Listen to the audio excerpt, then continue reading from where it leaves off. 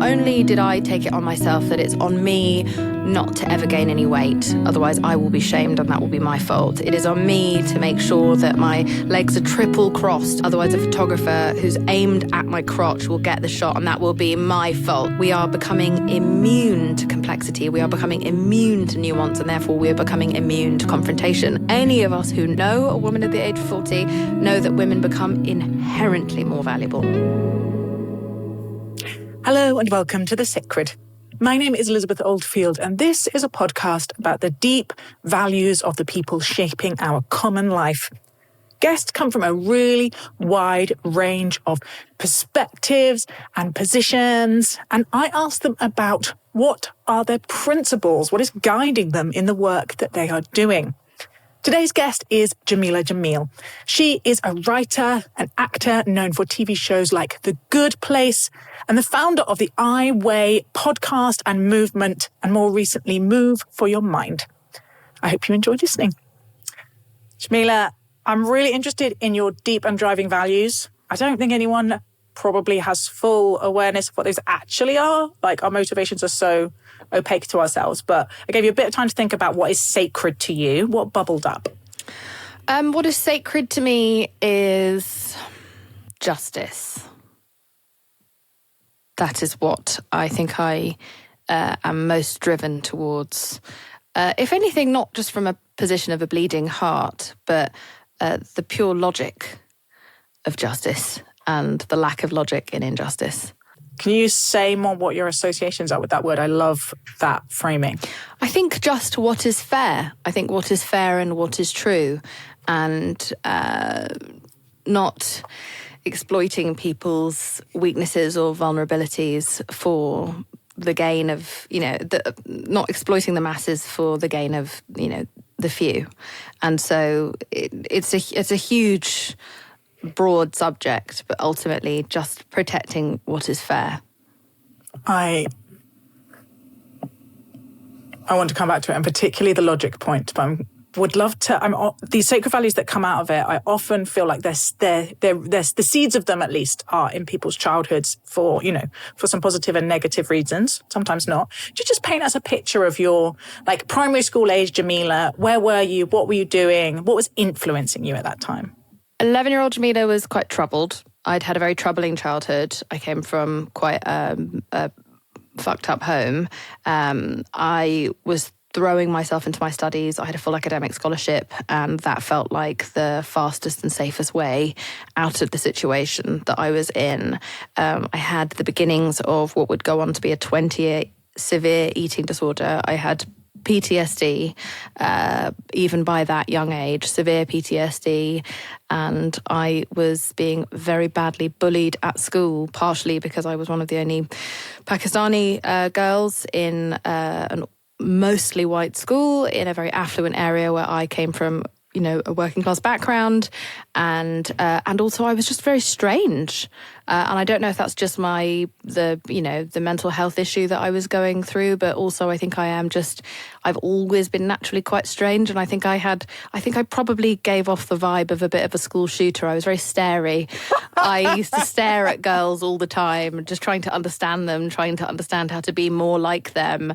I couldn't resonate with anyone who was around me apart from sort of 60-year-old teachers. And so, I was your quintessential nerd, didn't drink, didn't smoke, didn't do drugs, didn't kiss anyone till I was 21, not for lack of trying.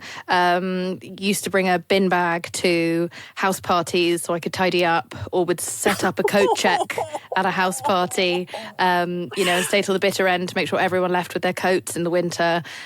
Just very, very peculiar. I don't know if you ever watched Star Trek, but Data was the character that I, completely related to. And so it was just all a massive struggle. And, whenever I see people my age longing to be young again, I honestly can't fathom why, because I've been desperately trying to escape youth my whole life. I've been telling people I'm 40 since I was 30. I am disappointed every day that my period comes on time, because it means I'm not nearing the menopause fast enough. I am honestly just running towards my most disobedient elderly years. So I was a fucking miserable miserable time. Character building for sure, but I think I would rather have less character and have had a better time, if I'm honest. Yeah. And was there a conscious, firstly, I'm so sorry. That seems like a ridiculously platitudinous response, but I don't want to just, you're very funny about it, but I don't want to just skim right over the fact that that is a terrible thing to have happen. Well, given to you. that it was your fault, I'm glad to finally receive an apology. I've been waiting for this a long time, actually. I know. So I know. Thank you for finally... We can all move on now. Yeah. Thank you for finally owning it. Do you, so much, the unfairness and the injustice was a big part of what was, not everything that was driving some of those things. Do you think you were conscious of those forces at work, or did it feel just much more personal? I think I've just mostly always been confused. I think, back then I was far too young to be angry because you eat what you're given as a child. And so you can sense almost physically that something's wrong, but you are trained to believe that adults know what they're doing and that they're behaving appropriately and handling things.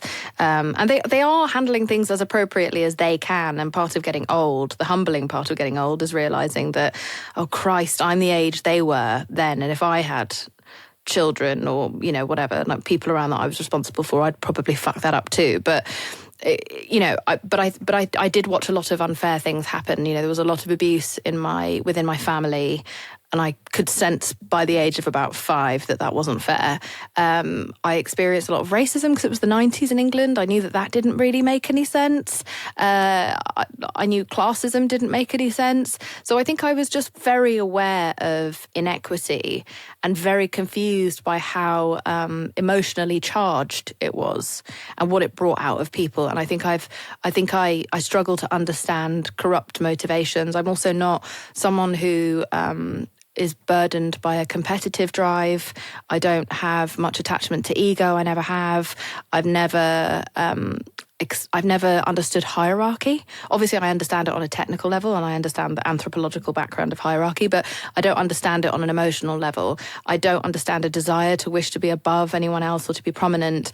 And it's so funny and ironic that I'm probably the only member of my family who didn't want to be, noted or famous. And yet I am the disaster member of the family who then became quite well known and have never known what to do with that or how to navigate it, because I just don't get it. And I'm not being disingenuous. I'm just being honest. And so I think, again, it's just that it always comes back to the lack of, it just doesn't make sense. And if something doesn't make sense, it completely takes over my brain, and I can't stop trying to solve the puzzle of why people behave the way that they do.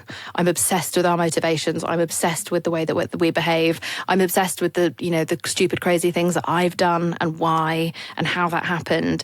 And I think there's probably on some level, I think I'm seeking an understanding of the pattern, like many of us, because it will make me feel safe. Your brain is always looking to make sense of something to avoid it happening again. And so I'm certain that my, having a troubled childhood and watching a lot of people be treated so unfairly for things that felt very, very arbitrary, that were very, very arbitrary, has planted a seed in me that now that I have access to power and platform, I'm definitely trying to resolve situations now, but I think I'm probably also trying to heal old wounds.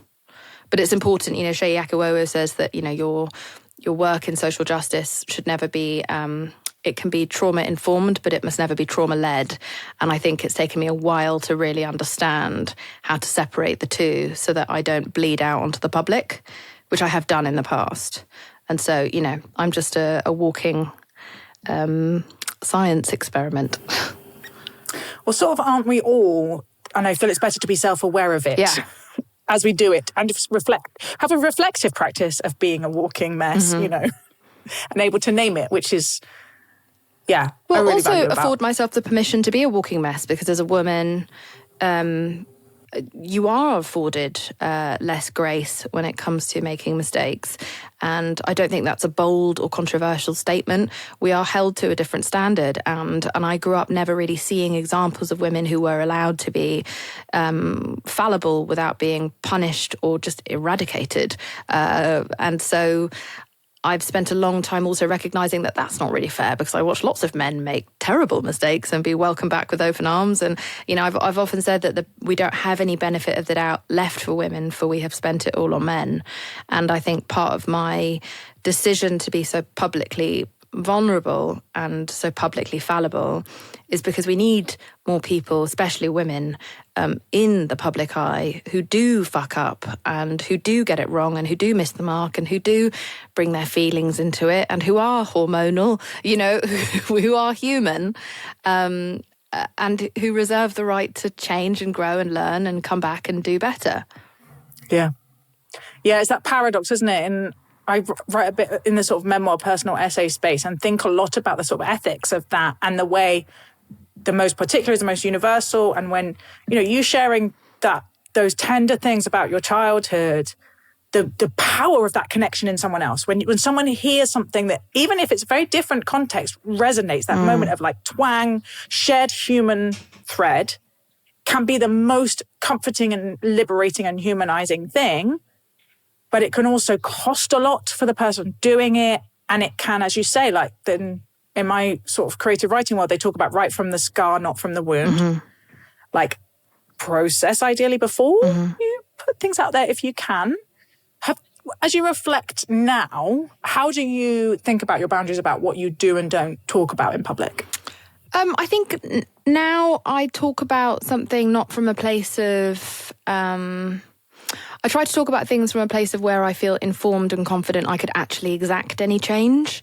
Because I think that when I first started speaking out about things when I was 26 and I'm 38 now, as soon as you speak out about one thing, because there are so few people with a position of power, especially back then, who did, then everyone starts to drag you into their cause, understandably so, because they're like, well, raise awareness about what's happening in Brazil or in this place or that place or with this group or with trans people or with disabled people or this, that and the other. And they make you feel very bad if you don't. And I understand why, but I was from a place of guilt and panic, speaking out about so many different subjects that I was spreading myself so thin. And I can understand how that could look quite performative, because on some level it probably is, but I'm not trying to perform being a good person. I think I'm just trying to meet absolutely everyone's expectations all at the same time, so that they won't feel like I don't care, because I do care.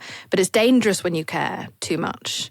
And it ends up just making a mess of things. You can do more harm, especially with a platform the size of mine. I've got 4 million followers almost on Instagram, and millions across all the platforms. And so I have the power to misinform quite a lot of people very fast. And I have learned over time to try to use my voice where I can be effective and do more harm than good. Yeah, do more harm than good is the plan. Do more good than harm,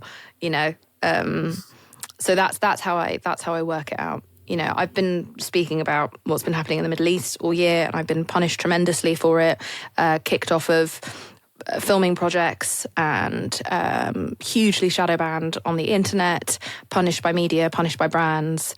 And I haven't said anything controversial. I've just been calling for a ceasefire. But I knew that it would do significant harm to my career. I was warned very early on, many years ago, never to weigh in to what was happening there. But as someone, who is culturally Muslim, who comes from, that part of the world, that's the sort of subject where I would rather go down in flames than look back and not have tried.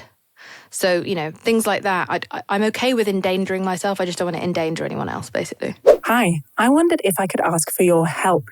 You may have noticed that we've been doing a lot of work behind the scenes to make this channel more beautiful, more enriching, more thought-provoking, and more life-giving. But 87% of you watching on this channel are not yet subscribed. So I wondered if you would just hit the little subscribe button. It means that you'll get these really thoughtful conversations in your feed, and it will also help other people find us. Thanks very much. Yeah.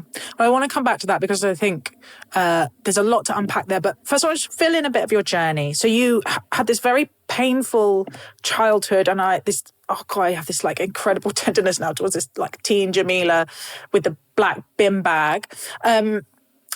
And then you became an English teacher and then were catapulted via T4 into this like blinding glare of the public eye. And I had Sarah Ditum on the podcast not long ago, who wrote a book called Toxic about those noughties,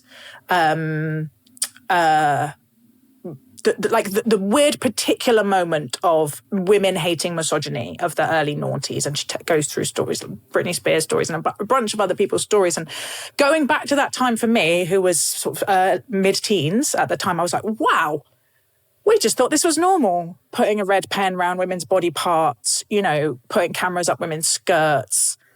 You actually lived through that time. Yes, I did. Yeah, and I've got a complicated imprint in it, because not only did I take it on myself that it's on me not to ever gain any weight, otherwise I will be shamed and that will be my fault. It is on me to make sure that my legs are triple crossed as I try to slink like a snake out of a car.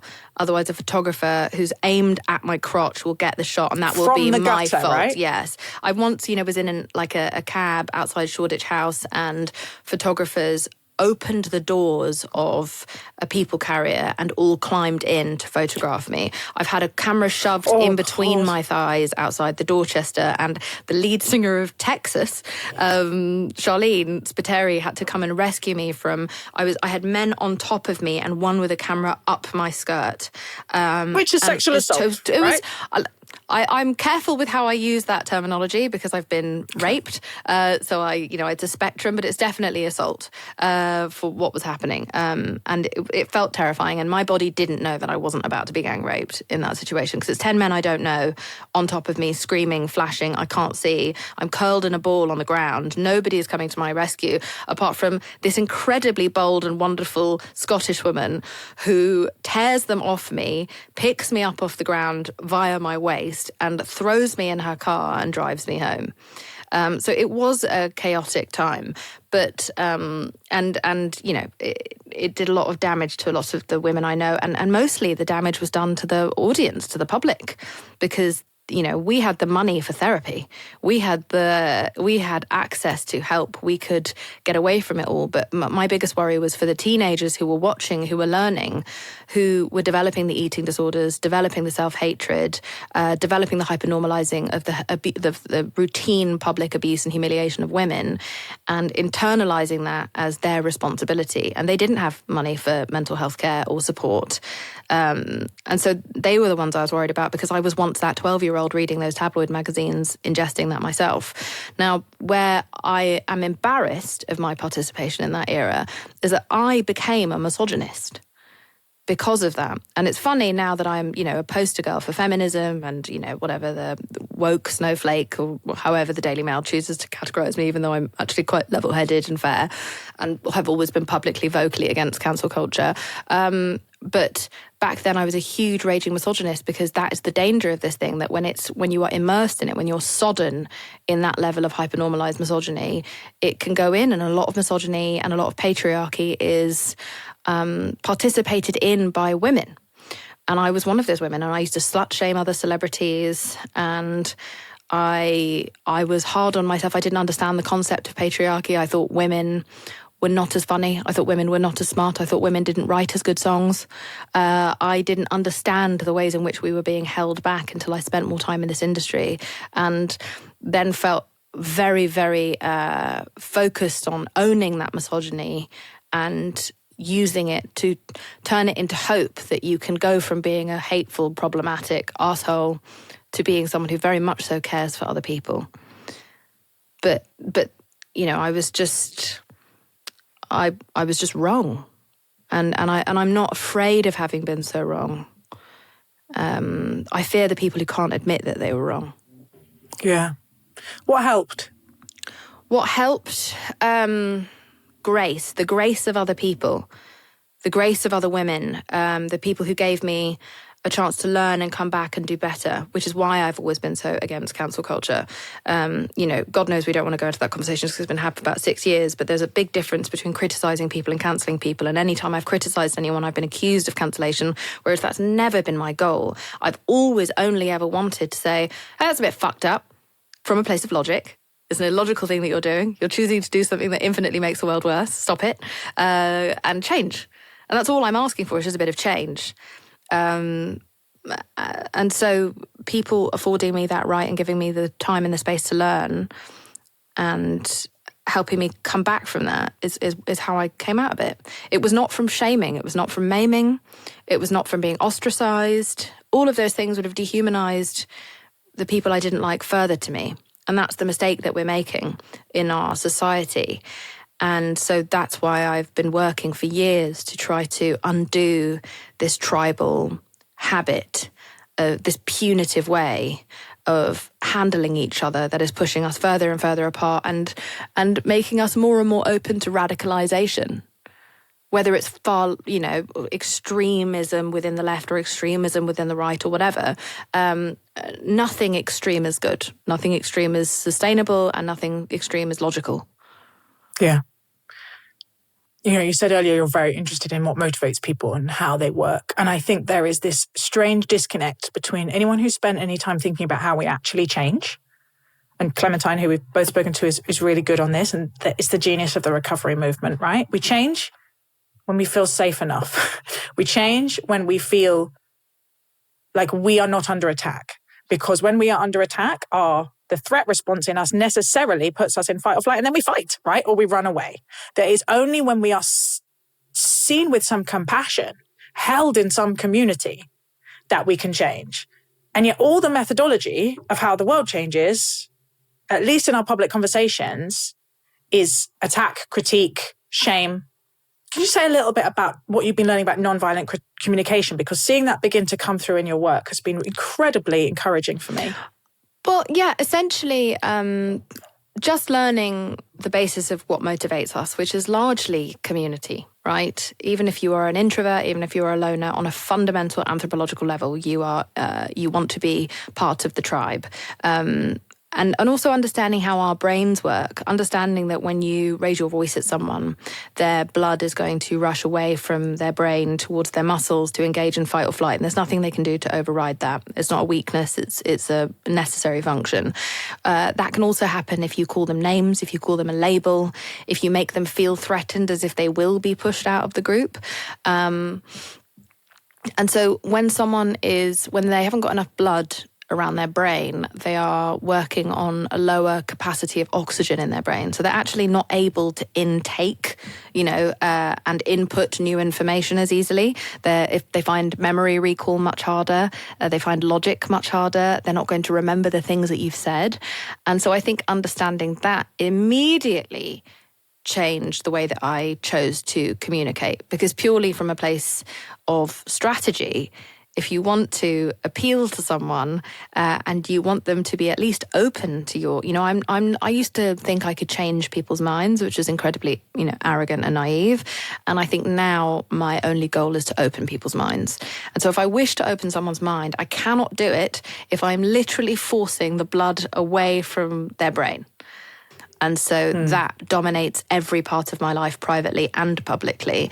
And I also recognized that I was very decorated for being someone who, like when I first, in America, when I was, speaking and getting a lot of attention post the Me Too movement, talking about things like patriarchy or talking about diet culture or talking about all kinds of different things, transphobia, etc.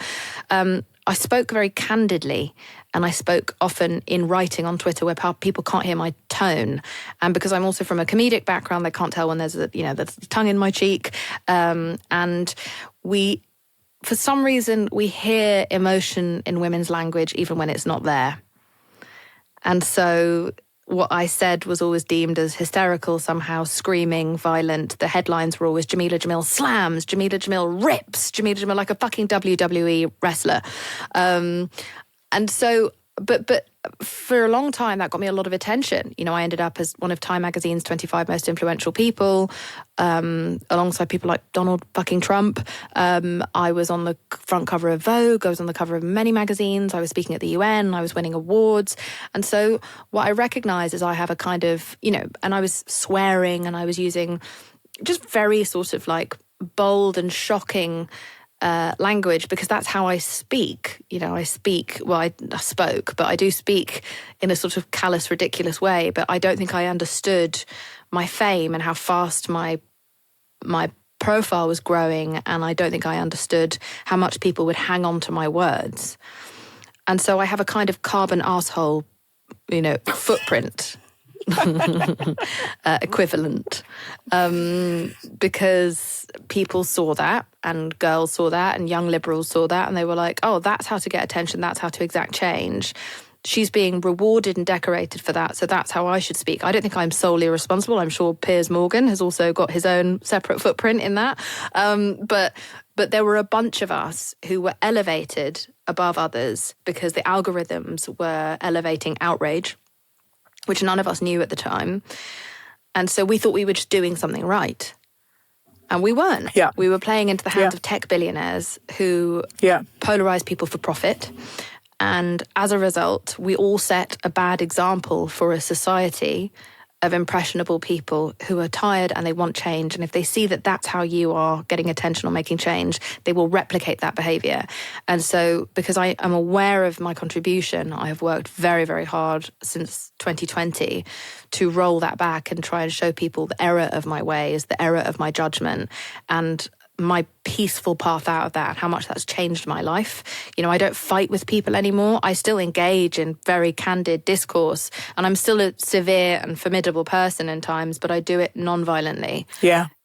So I'm very formed by the Christian non-violent tradition, which sort of shows up in lots of places, and it's used by lots of people who wouldn't call themselves Christian, or, you can come to these ideas by different routes, but lots of people would ground them in these sayings of Jesus that is like, basically, love your enemy and seek to bless them. And that's effectively how things change. And this famous phrase, turn the other cheek, which completely opened up to me when I realized it was about, it could be read as about fight or flight. That when you are attacked, the instinct is to hit back or it's to run away.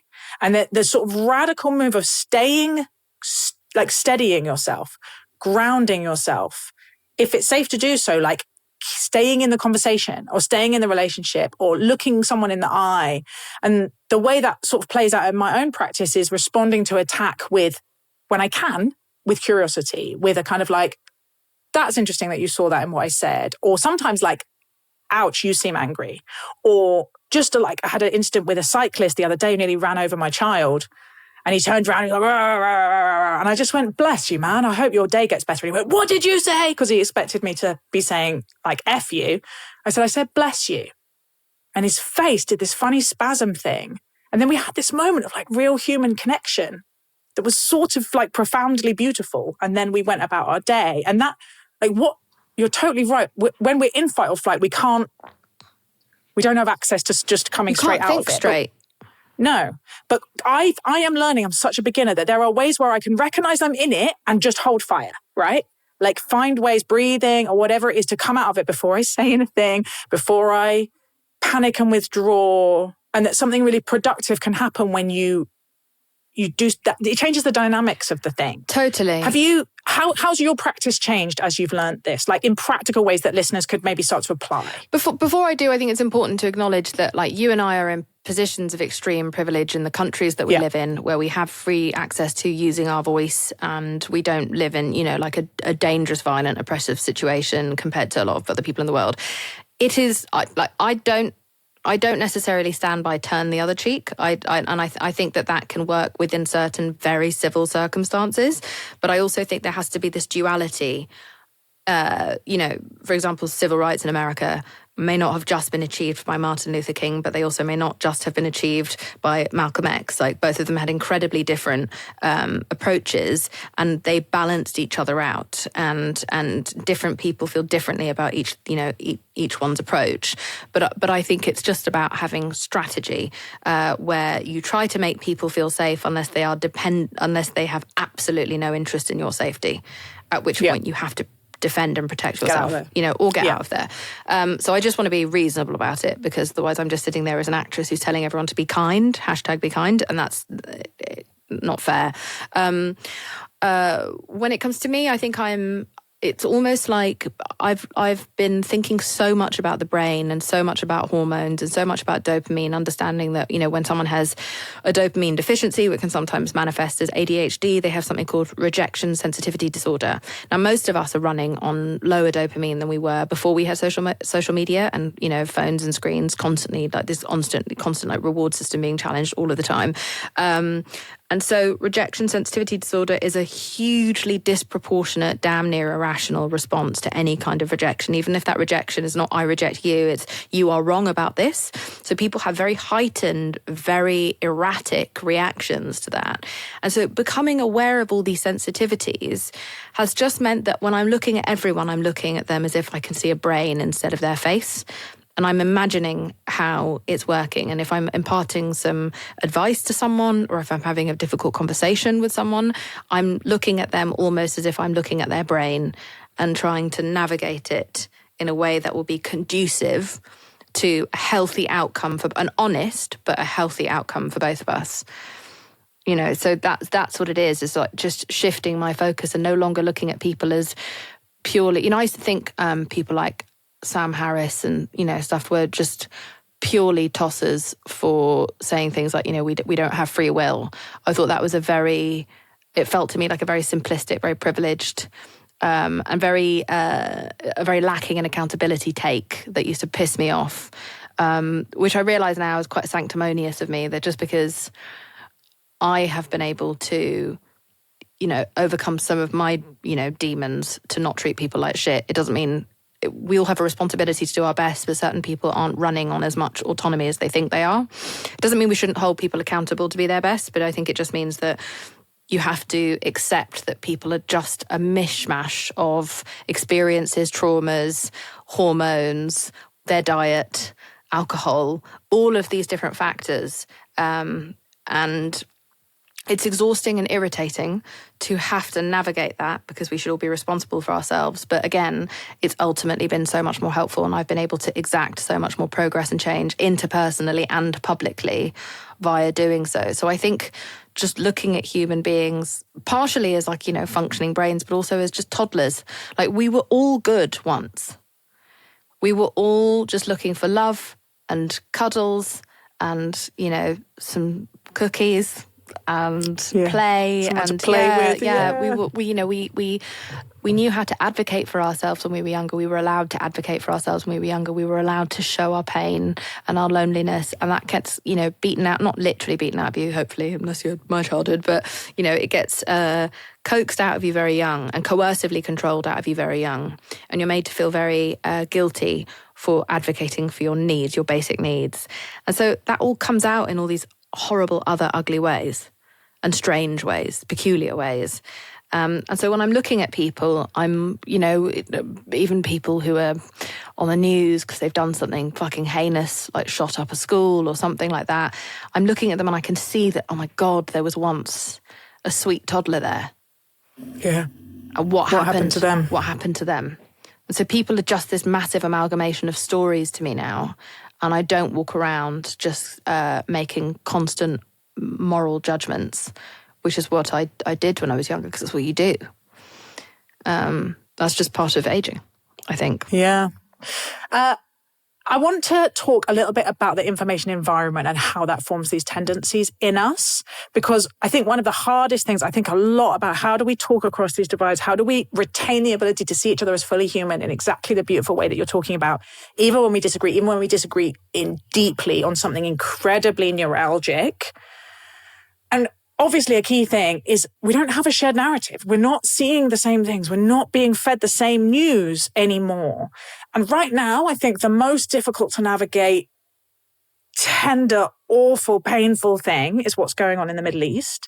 Would you say a little bit about the experiment you ran with your friend? Because it just sounds like such a practical, helpful thing. Yeah. So I watched that documentary that I think everyone watched during the pandemic called The Social Experiment. I think it's on Netflix. And it was about how algorithms are kind of dragging us into echo chambers without us actually seeking echo chambers out. So it's kind of against our will and without our consent. If you click on something and if you send it to someone, even because you didn't you didn't like that content, the algorithm will think you did and will show you more and more of the same kind of content, right? We know that, and it kind of hunts people down.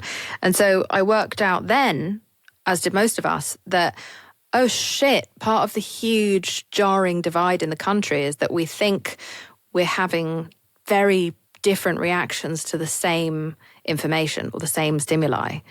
But actually, we're not seeing the same thing. We're seeing completely opposite versions of the same event, and we're reacting to that and thinking we're reacting to the same thing, because it makes you feel alienated and lonely. And then if you feel lonely, you feel angry because you feel afraid, right? And so it suddenly makes you think, oh my God, this person isn't on the same wavelength of me, or this person is lacking humanity, or this person is against me, or we don't share anything. We're not in the same tribe, us versus them. I am now us, they are them. And so that's incredibly dangerous. And there's no accountability. There's no accountability for this radicalization that we are seeing. And it happened during COVID, and it's happened across many different subjects. What's happening in the Middle East is just the most recent and probably most extreme example of it. But we've been watching this in motion for years. And so I have a friend who is on a very opposing side of where I stand in this conversation, who is against a ceasefire, who just believes all Palestinians are all, even the newborns, are essentially Hamas. And she believes that they've all voted Hamas in, not realising that actually Hamas only were voted in 2005, and there hasn't been another vote since. So you literally can't hold any of these people responsible for who's in power. And so she had this very, very... it would have been very easy for me, as someone who cares very deeply for all of these people involved, you know, the people of Israel, the people of Palestine. I don't want any of these people to be going through this hell, the people in Gaza, etc. And so rather than cut her off because we don't see eye to eye and we don't share a lens, I asked myself, well, this woman in every other way is aligned with my values and demonstrates being a good person and a caring person. She's not inherently Islamophobic. She loves me. I'm culturally Muslim. She's got no signs of, I've never seen this side of her before. I wonder what it is that she's looking at online. And I wonder if she knows what I'm looking at online. So I offered her the chance for a 6-month algorithm swap, because conversations were becoming very heated between us. And I was like, let's just stop talking about it with each other. But let's not stop engaging with it. How do you swap algorithms? So you send them whatever you're seeing, and they send you whatever they're seeing. And that inherently shifts your algorithm. Right. And, you know, it can be a dangerous thing to do. Sort of retrains. Yeah, but it retrains your algorithm, and it opens you both up to what the other person is seeing. So you're able to have some context, because she thinks I'm dehumanizing her and I think she's dehumanizing me. And then through seeing more shared content, we were able to rehumanize each other. And I was like, fuck, if that's what I was hearing from the minute I was born, I'd probably feel the same way. And she came to the same conclusion. And now is far more in the middle of this conversation. We're no longer polarized, and I don't feel as alienated by her, and she's showing so much more humanity and in her approach. And it doesn't mean she's, you know, become a member of Hamas. But she's come around to understanding the desperate urge for peace, progress, and how much misinformation she's been bombarded with. You know, and like I said, it massively helped me understand her better and open my eyes, and it brought us much closer together. We were not that close beforehand, but now we are very close, and I think we trust each other far more. But the most important thing, if you're going to do this with someone, is that you do not judge each other for the content that you've shared. There has to be a ground rule set, which is that I'm not sending this to you as if I think it's true. I have no judgment about this, but I'm sending it to you because it's what I'm seeing, and I want you to see it as well. Because if we don't have a shared experience, we cannot, I think, grow in the same directions. And most of us are having different experiences all of the fucking time, to the point where my boyfriend and I, you know, we're looking at the same video separately on our phones, and I can see different comments as the top comments to him. So it's a woman complaining about her boyfriend. I can see all of the pro-woman comments, and he can see all of the ones that are on the man side. And inherently, given that people are tribal, they often check the comments to kind of get a gauge of, am I in the right, area? What's the of consensus what I should here? Be thinking here? Yeah, what's the consensus? Yeah, we're social creatures. Because the consensus will impact our opinion most of the time. So that's very dangerous. That's very polarizing, because then we both think, I see something different in my comment section to what other people see in my comment section. So it's very interesting, and it's all dependent on these incredibly, increasingly brilliant and speedy algorithms. I posted something just today that I screen grabbed, which is about, male radicalization. And they said that last year, Dublin City University researchers set up experimental social media accounts, all that identified as belonging to males receiving anti-feminist extremist content within 23 minutes, just from having started up the account. When the account watched the content, the amount rapidly increased to more than 70% of videos served relating to anti-equality messaging and the submission of women. That's really important for people to understand. It's the same thing with, I think it was 13 Seconds, when they set up a profile as a young teenage girl. She was receiving diet content and content about how to change her body and makeup, and all of the focus was on how she should transform her aesthetic, and here's a product that you can buy that will help you reach this insane AI level of perfection. So people are being poisoned. And if we don't understand that, we are going to continue to push each other away. And if we push each other away, what will we want to do? Sit and look at our screens more often. We're in a loneliness epidemic, and I feel very, very conscious of making people aware of that as much as possible. Yeah. And particularly given the state of the world, right? I think a lot about how do we build robust communities of mutual care and support. And we're going to need each other. The irony of this time is we are going to need each other, and we are pushing each other further apart. I have a Substack post called Friendship is My Theory of Change, which is this kind of as you've exactly demonstrated, it is only when we are able to listen to each other and hold fast to a commitment to see each other as fully human that anything shifts. You may well have come across it. There's a process called deep canvassing, which is one of this. It's it's this thing where people go to doorsteps and talk about difficult issues like trans rights or whatever. But the key component is they listen first, and they listen non-judgmentally, which is hard to do. But in listening non-judgmentally, which is often what I'm trying to do on this podcast, I speak to people from so many different tribes and perspectives, and some of them hold views that I definitely do not share. But modeling that it is possible to listen non-judgmentally because it's transformative is really powerful for people. So we've got this we know we change in relationships where we feel safe enough and we're not judged. And actually, almost all the time we're spending online is forming us, in my language, is poisoning us. Do you ever come to the okay, I'm out, no more? What makes you stay using these platforms? I've been moving to Substack slowly but surely, because I find that a much safer environment so far. I think a lot of the people who are the most tedious on social media are also quite lazy, and they can't be bothered to read an entire article of mine, and go through the paid subscription loopholes. Substack can also sometimes be a bit difficult to join, so it requires a certain level of patience and brain cell that not a lot of these people have, or their bots. It's like a troll repellent boundary. It is, because you have to really give a shit to troll someone on Substack.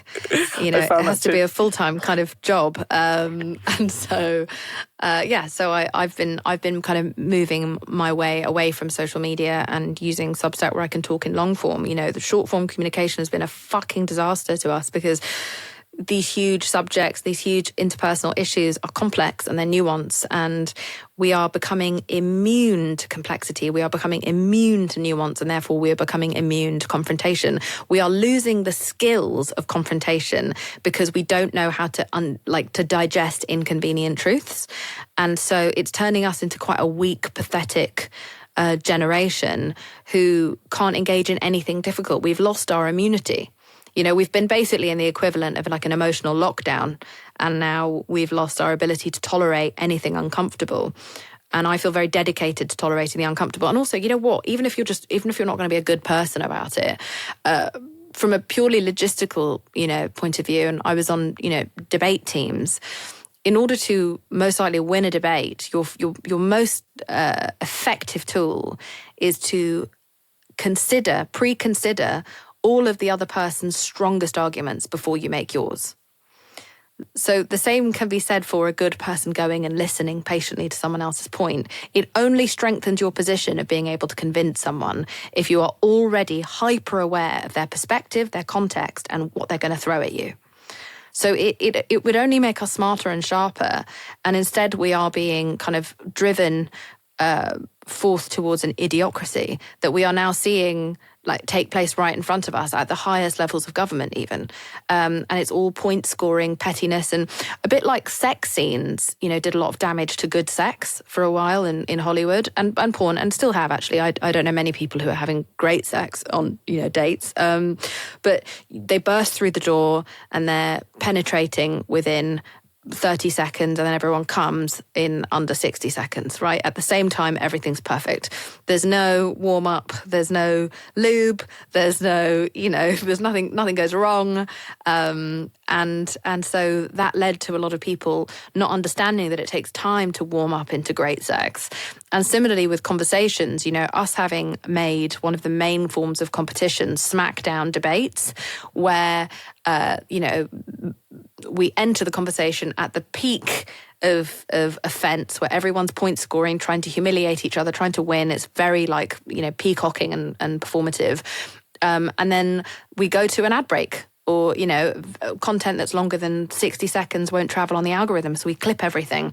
So then what young people are watching, similarly with those sex scenes, is going, okay, you just go straight to maximum offence to shut the other person down, and that qualifies as winning. Whereas Socrates didn't believe that winning an argument was the ultimate goal. If anything, he prized the idea of losing a debate because it means you've won something.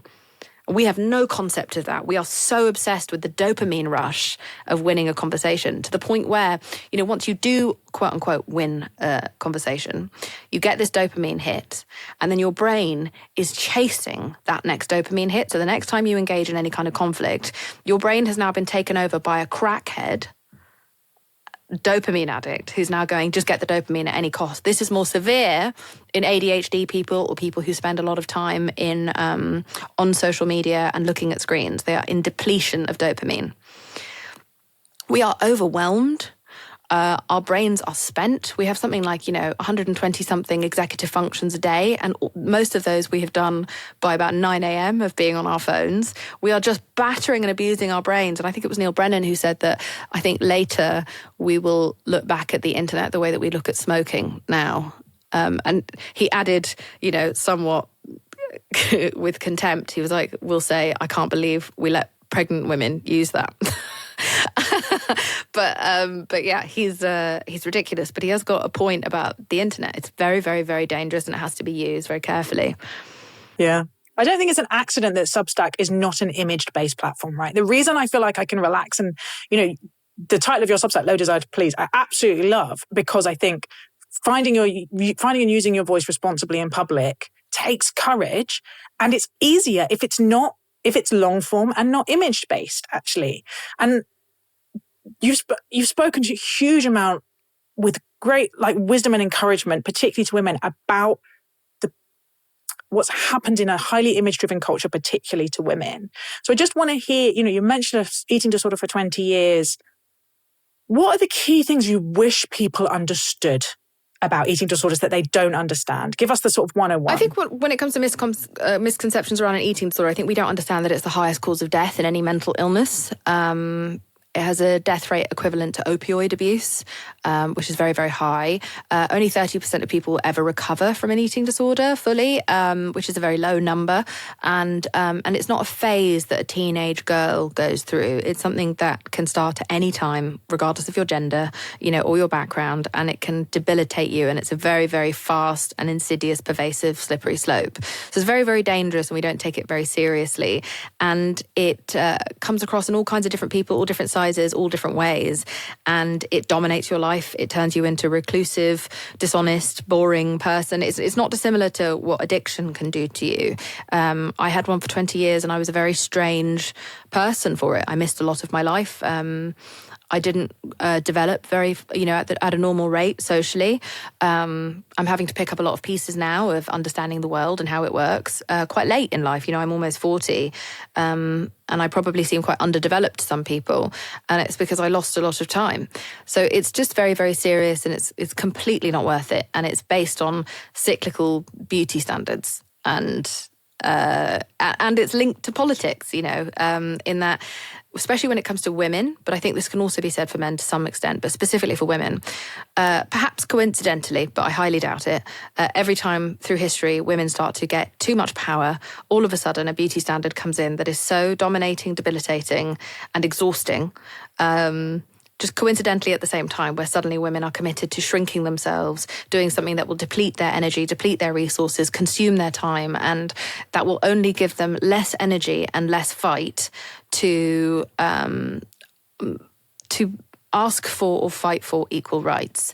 It's happening again now. It happened after the 90s. It happened after around the 20s. Anytime women start to become too autonomous, we are pushed into submission. And I think what breaks my heart is how easily we fall in line. And the thing that I think I most wish people would consider, that I wish I had considered earlier, and this again only comes from my mistakes. I look back now at what I did 20 years ago with such immense regret and sometimes a little bit of hatred towards my younger self because of the mess I'm in because of her.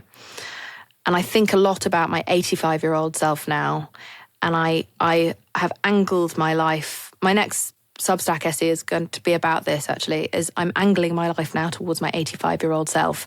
I want her to know that I was thinking of her and that I was excited for her arrival, and I thought she was important and worthy of care. And when I get there, I want her to know I was looking after her.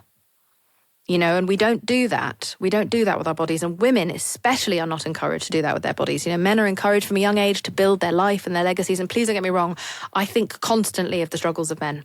And I think constantly of the ways in which this world brutalizes men and the ways in which feminism further ostracizes them. And everything I say about nonviolent communication, I fully extend towards fighting misandry and calling men in. I care deeply for men. But this is just for a moment. Regarding women, we are 80% of the market. We are 80% of consumers. And so it is beneficial to our economy for women to hate themselves, because when we hate ourselves, we are more likely to consume.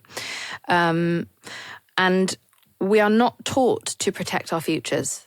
We are not taught to even bother about them, because once we are no longer deemed fertile or quote unquote fuckable, we are lied to and misinformed that we have lost our value. Whereas actually, any of us who are a woman over the age of 40 or who know a woman at the age of 40 know that women become inherently more valuable, as do men.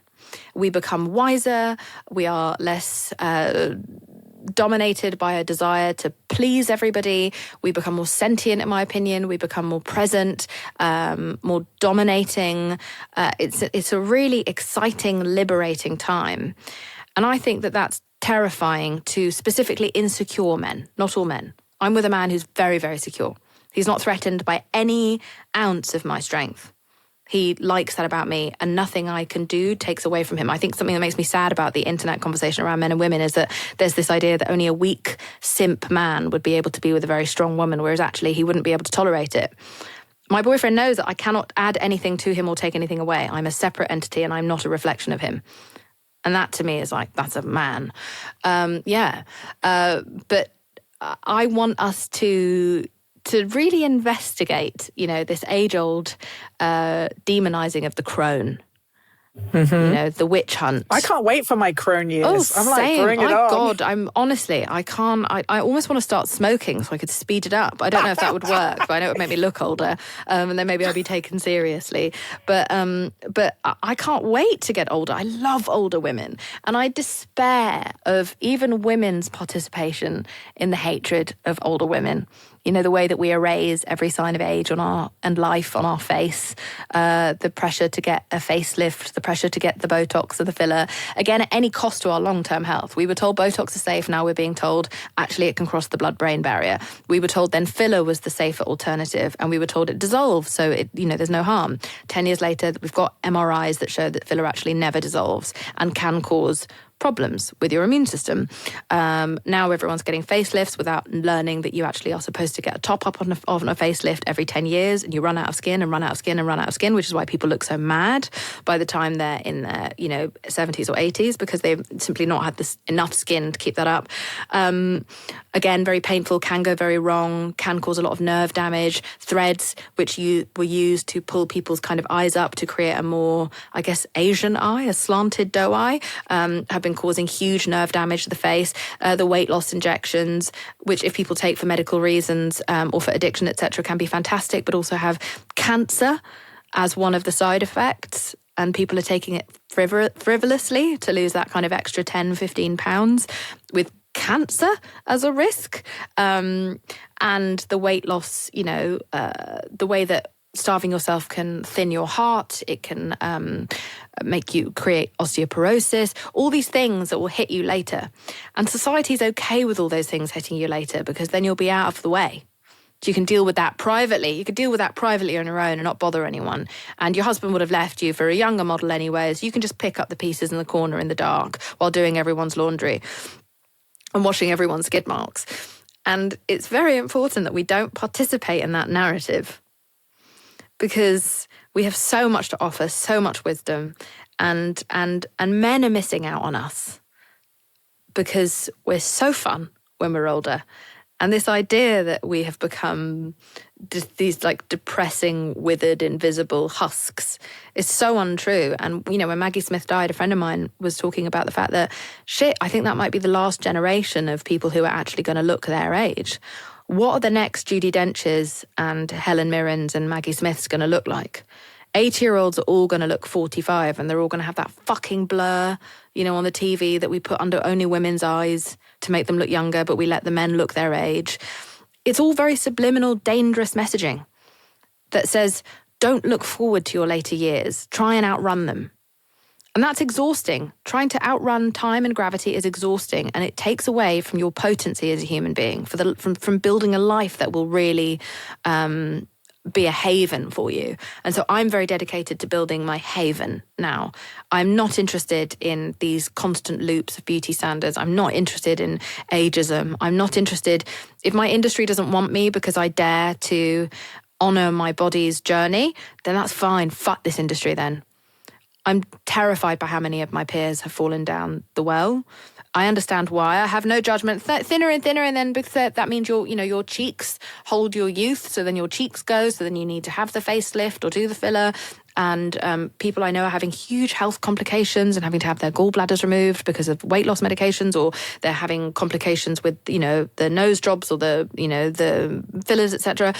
I'm just watching disaster upon disaster upon disaster occur from brilliant, talented, entrepreneurial, interesting, funny, smart women who don't have to live like this. We've been fear-mongered. It comes back to tribalism. Women participate because we're afraid of being left behind, left out of the tribe. But it's a loop. You and I are old enough to remember that this came around before, and it will come around again. So you can't be left behind in a loop. No. Yes, that link between like women getting the vote in the 20s and then that very boyish, flat silhouette had not occurred to me before. It takes courage though, doesn't it? I was talking to my daughter yesterday who was seeing my makeup for the first time, because I've always just kept it out of the way, and I was rushing to something, and so I left it out. And she went, "What's this?" And so she said, "What's this for?" And I was like, "Oh, it's foundation. It's for." She said, "Why do you use that?" And I was like, "Great question. I don't know." And I'm having this real existential awakening.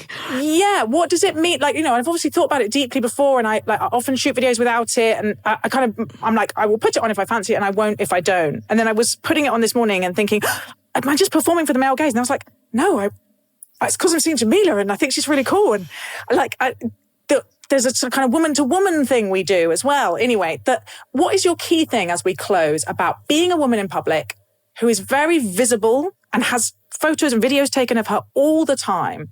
What are the things you use to steady yourself, to hold on to your freedom and your courage in the way that you're talking about, rather than letting these things crowd in, as I think too many of us too often do? Listen, I think it's fun to participate in a bit of costume, right? There's nothing wrong with wearing a bit of makeup. David Bowie did. Nothing wrong with wearing a fun, frivolous outfit. We have to live with these faces all day, every day. It's fun to make a change with a colour, or an eyeliner. I'm fine with that. I think where I draw the line for myself is not doing anything that is painful, expensive.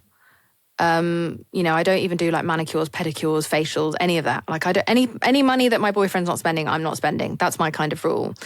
And I've recognized that I don't owe anyone beauty or perfection or anything. So I'm going to live this life for me. And this morning I put up a video of myself with no makeup, and I look really like I'm dying because I haven't slept in about 4 days. It looks a little bit like Saddam Hussein at the very end, where he's just got a Coca-Cola and a Mars bar. I think it was like a fun-size Mars bar as well. But yeah, but I recognise that it's just, I'm going to look how I look. And if people don't like that, that's okay. My partner likes the way that I look. And it is a madness to need anyone who isn't going to fuck you to approve of your appearance. Yeah. Jameela Jamil, thank you so much for speaking to me today on The Sacred. Pleasure. Oh gosh, so much in that conversation that we had. I think I always feel, I hope we always all feel such tenderness for the children that people once were. I try and ask that question partly to illuminate that, to help people remember the incredibly vulnerable and dependent place that we all come from, and how the way we are treated in those years forms us and shapes us so deeply. And yeah, I'm just left with this. Who are the little Jameelas in my community that need an adult to notice that they're not okay? I really valued how thoughtful Jameela is about how she uses her voice. Can she exact change on something? Does she know enough about an issue to say something sensible? How that's developed over time? How important it is that we are allowed to make mistakes, that we're not paralyzed by this terror of saying something wrong, which is partly, I think, an internal thing that some of us are taught, partly an external thing about the information environment that we're in. I do feel like the title of her Substack, A Low Desire to Please, is something that many of us, maybe particularly women, but not all women, it's a temperamental thing I see in lots of different people, worrying too much about pleasing people at the expense of honesty. Other people's feelings are really important, and not being an arsehole, essentially, is really, really important. And it is possible, I think, to hold together kindness and care and deep listening to other people and honesty. I'm certainly trying to grow into that.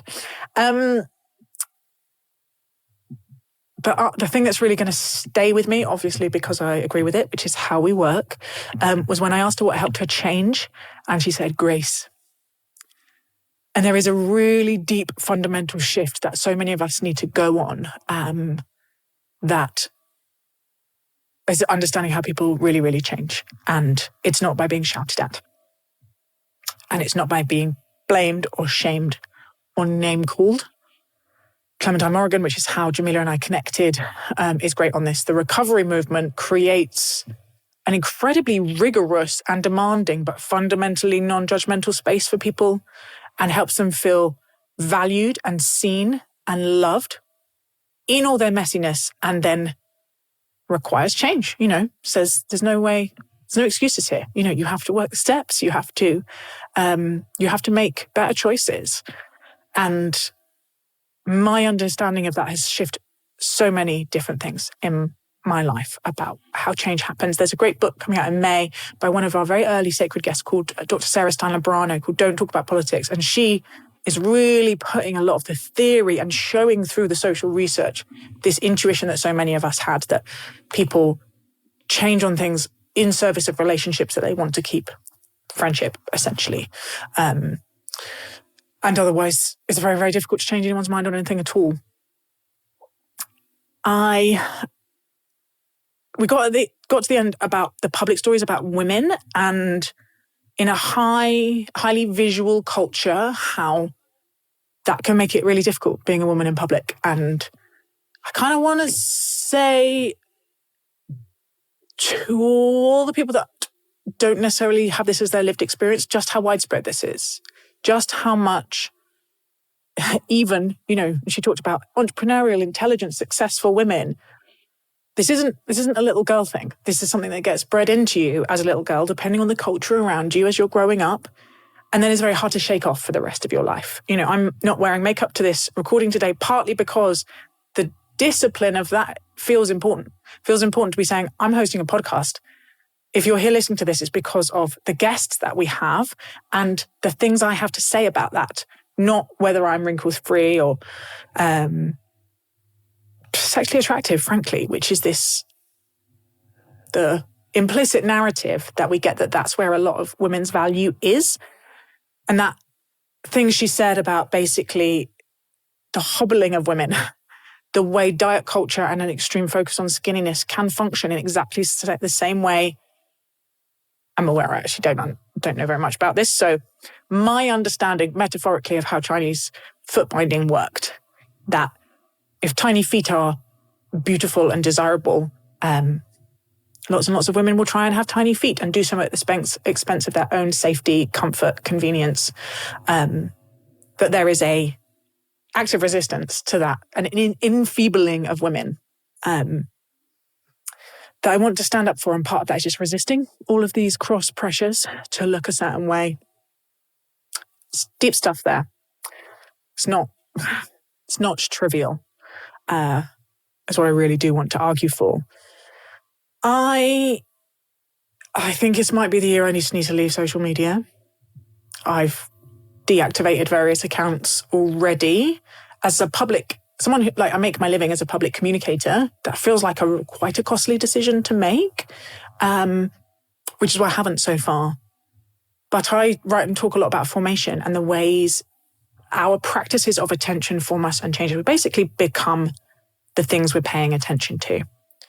And I'm paying attention to things that are made by, driven by, designed by an industry which is being led by people whose characters I don't trust, who I don't think are good in mind.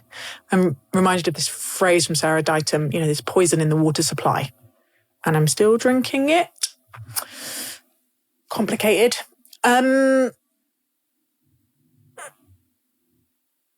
Yeah,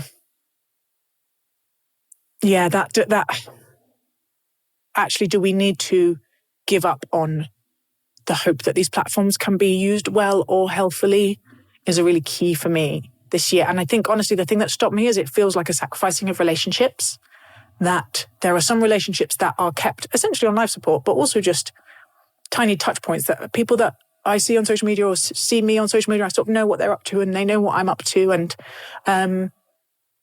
there will be a shrinking of a relational web as we pull away from those things towards people who we see in our embodied forms in real life, or people who take the time to do that slightly more costly thing of sending us an email or a text message or showing up at our house in person. And I think, on the journey to thinking that sacrifice is worth it. And also I'm very conflicted about it, because it includes some of you. I would love to know what you think. You can find me currently, slightly fewer social media platforms, certainly on my Substack, morefullyaalive.substack.com. And our wider Sacred team has social accounts that you could send messages through if you wish. Thank you so much for listening to this episode of The Sacred. My name is Elizabeth Oldfield, and the production team are Daniel Turner, Amari Yagandran, and Lizzie Harvey. Our music is by Luke Stanley with vocals by Lizzie Harvey. And we are a project of the think tank Theos. Look forward to speaking to you next time.